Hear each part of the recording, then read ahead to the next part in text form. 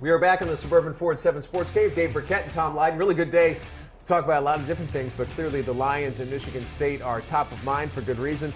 Tons of questions and comments have streamed in. We're going to touch on that very quickly. But first, you heard Justin tease it in his segment with Rico Beard. Interesting comment from Denzel Valentine after Michigan State's win over Maryland yesterday, talking specifically about the previous matchup with the Badgers and what might be different today. It was kind of a letdown, and then guys were still bummed out about it a little bit, and then we go out and play the number one team in our conference the next game, and we just weren't in it all the way. Now we got 2 games, we're rolling, guys are playing better, our role players are doing what they do. I think we feel much better about ourselves than we did the first time. Yeah, they should. I think what he's referring to the fact that they were coming off that Minnesota game, which was a terrible loss at home before they went to Wisconsin.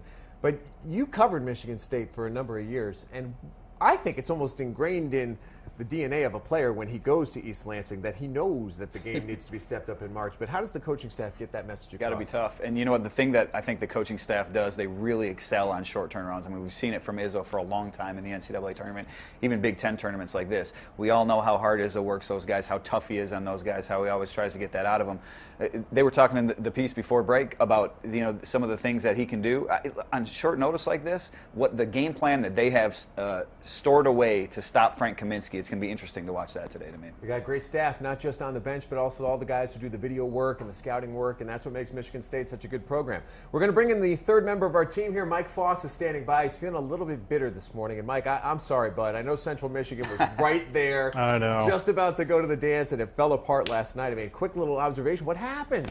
Well, when you can't make a stop and you can't rebound and you're shooting threes from about 40 feet out, it's not going to be too successful most of the time. I'm still left picking up the shattered little pieces of my maroon and gold heart. But most of those guys are coming back next year, so there's a lot of optimism. So anyway, let's transition into Twitter. Obviously, plenty going on this morning with Dave here talking about Ndamukong Suh, and that always elicits a reaction among the Lions fans. We'll start with a couple comments and then a couple questions. Sean says he's glad the Lions didn't sink that much money into a 29-year-old defensive tackle, extend Nada, and lower his cap number.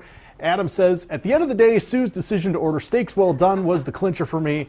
Can't trust the man. And then a couple questions. First, our pal Stoney asking if the Lions would have offered what they offered after Watt, would he have taken it then? And David asking, I guess moving forward here, do you think Justin Blaylock is not signing yet because the Lions aren't that interested, or if he's unsure where to sign? Guys? A lot of good topics, and I like my meat medium rare to be a medium, so that was the funniest one of the bunch. Let's get, what do you want to hit for Blaylock? Yeah, well, let's start with the steaks, because everybody's hitting on the steaks. No, seriously, people picked up on that. It was well done. He likes them well done.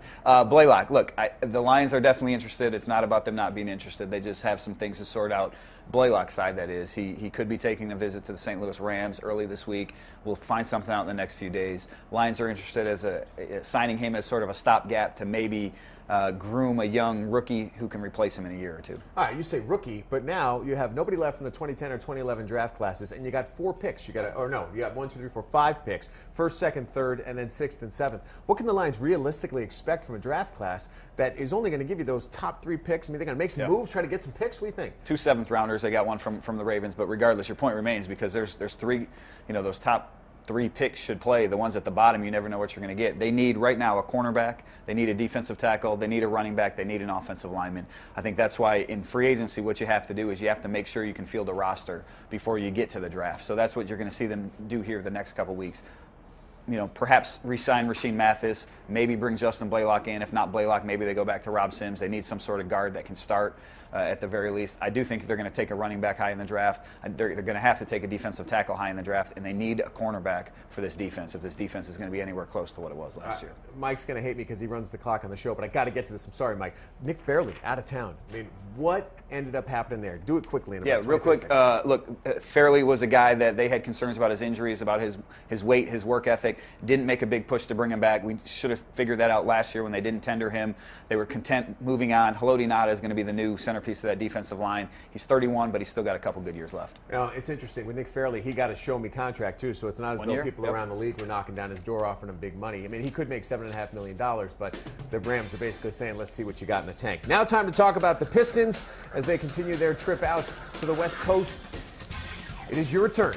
to get involved in the Pistons 360 sweepstakes. This week's winner is William Ritter. He gets 4 tickets to the game on March 23rd against the Raptors. Congrats. And if you want to enter, go to WXYZ.com/contest for a chance at a weekly giveaway of 4 tickets to an upcoming Pistons home game. We'll be drawing 1 winner each week. And this month's Pistons Experience winner is Rob Dixon, who gets 4 tickets to the game on March 21st against the Bulls, and he gets to serve as an honorary captain before the game. So congrats to Rob, and if you would like to enter to win either of these sweepstakes, visit WXYZ.com/contest. On the other side of the break, we're going to go back to the boys in Chicago who are standing by with their preview of today's Big Ten championship game.